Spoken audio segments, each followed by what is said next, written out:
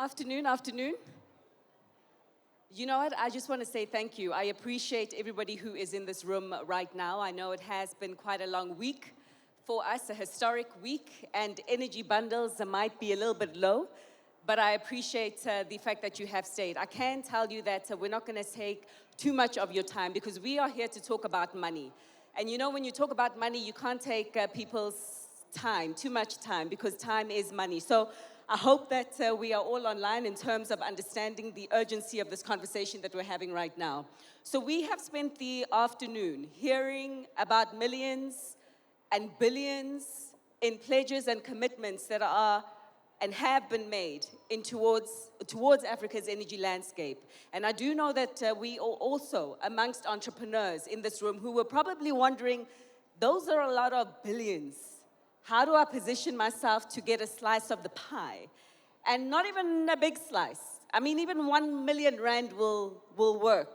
And for my fellow brothers and sisters who are from the rest of the continent, I'm sure you'll agree that even 5 million naira will be enough. Or even 10 million shillings. So this is not a lot of money compared to the billions that we have heard. The pie is big. Our task, essentially, is to help the room understand how to better get a slice of the pie. And Matsi, I want to begin with you. As a serial entrepreneur who has seen a lot of these pies, in your experience, what has worked in terms of getting a successful slice, as it were? We often hear from entrepreneurs in this room and from entrepreneurs across the corridors of the African continent and the world that access to finance is difficult. It is tough. What's worked for you? Well, it's a very interesting question and relevant. The big F word, I call it, funding. Essential for a growth of any business. But it's important that you are investment ready. It's one thing for the continent to be able to have funding, but you have to be investable. You have to ensure that you have that traction. And I think the question around funding is, where do you start when you have an idea? Normally, they would say it's the other big F words, which is family, fools, or friends. For those who have family, fools, or friends that can invest in your idea, that's great. There's also venture capital, so early stage investments like angel investors, venture capitalists, and being in South Africa, there's enterprise and supply development where you have big institutions and corporations that have dedicated funds towards small businesses, and also there's the philanthropies. I think some of my startups I've went to go ask philanthropies because that's, in essence, free money. Obviously, it will have to be attached to some social return, an illustration of that. So you have to be creative. But you have to be investable as well. You have to do the work. And then you get to some of these entities for funding, and they may tell you a little bit about what they've heard, particularly about women-owned businesses, about small to medium enterprises, about African businesses sometimes, that these entities are too risky. And the perception is sometimes you're a little bit too hot to handle. What is your track record? And so Josh, this comes to you because storytelling and the narrative around SMEs and women-owned businesses and African businesses is very important. And so for you, just given the fact that you do work at the intersection of media and innovation and investments, from your perspective, what is changing in how investors perceive Africa's growth story? Thank you. You know, I really think it's important that from a storytelling standpoint, these stories are told. And that's where we have to start, because if people don't have an understanding of the great innovators we have on this continent, the great inventors, the great entrepreneurs, they have nothing to invest in. And I think that's where often we struggle. There are some amazing companies that we find that have fantastic and intuitive inventions, products, services, but they find it very, very hard to scale because not a lot of people know that story. And so for us, whether it's Time Africa or Billboard Africa or Rolling Stone, Mina, or any other brands, we try and make sure, obviously, that we're telling that story. But at the same time, I think it's very important for us to recognize that if there is no synergistic method of connecting that financing with the relations of visibility of that company, you're not going to get anywhere. There is a massive margin, a massive gap of development which an investor is always going to look at, even on a country scale. If you look at, there's Qatar is making massive investments onto the continent right now. If you look at the systematic efforts of those investments, they're in countries that are starting to advertise themselves more and starting to show more visibility. So whether it's public sector or private sector, individual entrepreneurship, you want to make sure that that story is being told, that you are visible to investors, whatever scale that is. And if you can do that, you can create an ecosystem and you can create something where people will be excited to invest in you. And so you achieved success in doing exactly that. And you managed to get access to this funding. And obviously, we are told the story about entrepreneurs and SMEs being very important in creating jobs in any economy, Africa, the US, you name it. But the importance of the quality of those jobs is something that can be overlooked, but is an argument that we're making shouldn't be overlooked. And Alexio, this is where I come to you. The ILO, as the International Labour Organization, has long emphasized that financing and decent work must go hand in hand. So as new investments do flow into Africa's energy and infrastructure sectors, what needs to be put in place, what needs to be done to ensure that these investments translate into quality jobs, not just more jobs? Thank you. I think it said we need to talk about money, but for me, I would say let's talk about money and people. Sure. And that is where we bring in the issue of the decency of the job. So basically, when we say decent job, what is it? I think it's just about a fair income that we get, dignity that comes with it, protection and freedom of association on the job. So within the billions that we are talking, there are a number of people who are going to be employed, which is good. But then what do we need to do to ensure that the jobs are decent? I can talk of 3 or so things, given the limited time. I think first, ensuring that in the agreements that are going to be signed between our governments, our private sector, the issue of labor clauses are part of the contracts that we have in. That's important as a first step to decency. The second that comes in is when procurement is being done, especially for big energy projects, construction projects. How do you ensure that within the assessment of the best bid is not just about the technical and financial, but that there is also respect for labor rights, wages, occupational health and safety, and so on. Third, to bring in the decency. All of us, when we leave home to go to work, our families expect us to come back. Occupational health and safety at the workplace. We don't want to get injured there. We don't want to die there. That's a key component of decent work. Fourth, that I can talk about in last, is that the world of work is changing. So from these billions, how do I grow on the company? How do you put a skills development element so that I keep growing, I keep moving with the new changing labor market?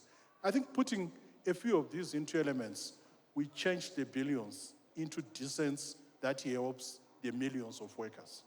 And I'm glad that you have corrected me there, or have expanded the scope of our conversation to say that it's money and people. Because many of you might even be on the cusp, or many of you might even be behind successful organizations right now. But those successful organizations are powered by people. And if people are not adequately taken care of, those successful organizations will have a very limited timeline and shelf life. But Matsi, bringing it back to entrepreneurship, I mean, your ecosystem, essentially your bread and butter.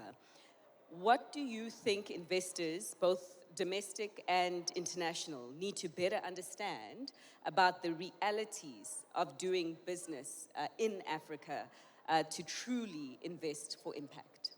So the sooner you get in, the better. And now is the time, because Africans are capable, they're competent, and the Africa opportunity has not even been touched. Sure. At the end of the day, it's about the opportunity. It's about the risk and the returns, because at the end of the day, investors also must look at their risks. But they shouldn't look at Africa as one country, right? They should avoid that and not have one-size-fits-all solutions. West Africa, East Africa, South Africa, very, very different. whether it's how the consumers are consuming, the markets, the kind of trades that would work and not work. So as investors, you have to go into a particular country and really understand it. Culture is king, right? The African culture is something that, without even saying, is something that's trading, but it's an opportunity of our lifetime. The diversity of cultures in different parts of Africa. So investors also have to, how do we monetize this? Because everybody is consuming it. How do we put a price to it? How do we invest in it? And I would say also one thing is around the perceived risk of investing in African startups. And I use the word perception because basically it's not the empirical risk. It's not the actual risk. If you're an African founder, you have to prove yourself more than any other founders globally. But that's a missed opportunity for investors. You really, really have to look at it for what it is. And African startups, I would say, are very resilient.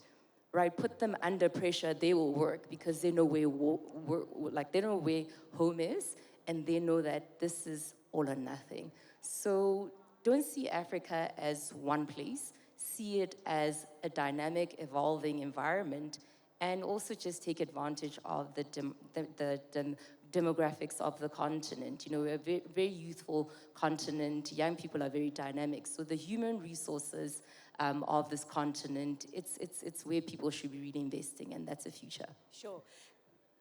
Yeah, absolutely, absolutely.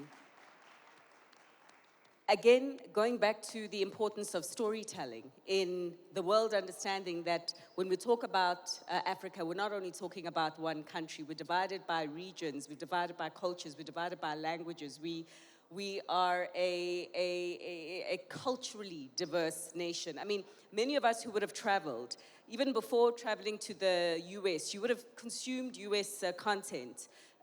Nowadays we're streaming, but even via the television. And the US was probably not so different compared to what you saw on television. The same goes to the likes of Paris or even Europe. The same maybe with Brazil. And it speaks to the importance and what they have been able to do with their storytelling in selling a picture of their nation and how we need to also play a part, particularly when we talk about galvanizing and increasing investment. So Josh, to you, again, talking about the importance of storytelling in driving investment confidence. How media initiatives and platforms help shift global narratives and risk and opportunity in Africa and attract more sustainable long-term investment? Well, yeah, I mean, it's extremely important. It's something we touched on backstage, right? There is a massive issue with the ownership of media platforms on the continent. And there was a massive issue with who's telling those stories and the framing of those stories. And that's one thing that we really have to make sure that we have a concerted effort together to change and develop and manifest something that is more in our best interest, and that we're following and supporting those platforms. You know, there are so many large media platforms that are effectively held and ran from another jurisdiction, and it's told through their lens. And people are expecting it to be told through an African lens, and it shouldn't be. I mean, they should tell it from their lens. The BBC should tell stories from a UK perspective because that's who their audience is. That's their job. People are expecting people to come out with African stories like they're local, but that doesn't make any sense. And so we need to make sure when we're looking at media platforms, when we're digesting these stories, where those stories are from. It's deeply important. And then when we look at the media platforms around the continent, we've got The Citizen in Tanzania, does great work. The Punch in Nigeria. You've got Business Day in South Africa. They're all localized or regionalized publications. If you ask somebody, what's a Pan-African news platform that really hits home like an Al Jazeera does in West Asia, there isn't that, right? That's one of the reasons why we wanted to make these acquisitions, to make sure that we're controlling those stories. Because if you don't, someone else is telling that story, and they're telling it from a perspective for their own benefit to get their own investment. We have some of the best mines in the world in South Africa and Botswana. Every time I see a mining picture, it's someone with a shovel, no hard hat, wearing like some sweat vest. There's some of the best mines in the world in Southern Africa. No one knows.